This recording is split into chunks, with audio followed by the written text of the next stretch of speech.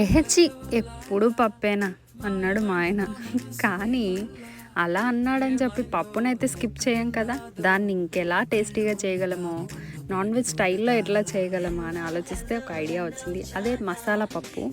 So దానికోసం అయితే first onions, పచ్చిమిర్చి, ఎండుమిర్చి, కొంచెం వెల్లుల్లి అవన్నీ కూడా కొంచెం మంచిగా ఫ్రై అయిన తర్వాత తాలింపులాగా వేసేసి, ఆ తర్వాత కొంచెం పసుపు, ఉప్పు, కారం, అందులో జింజర్ గార్లిక్ పేస్ట్, తర్వాత మైసూర్ పప్పు తెలుసు కదా, మంచిగా నానబెట్టిన తర్వాత అది వేసేసి, ఆ తర్వాత టమాటోస్ కూడా వేసి, లాస్ట్లో కొంచెం మసాలా, మనం గరం మసాలా ఉంటుంది కదా, అది వేసేసి శుభ్రంగా మంచిగా కలిపేసి దాన్ని అయితే మంచిగా ఉడికించాలి. లాస్ట్లో ఫైనల్ టచ్ కొత్తిమీర కనుక యాడ్ చేసినట్టయితే టేస్ట్ ఉంటుంది, మామూలుగా ఉండదు. ఇది మసాలా పప్పు ఎప్పటి నుండో నా చిన్నప్పటి నుంచి తింటూ ఉన్నాను నేను.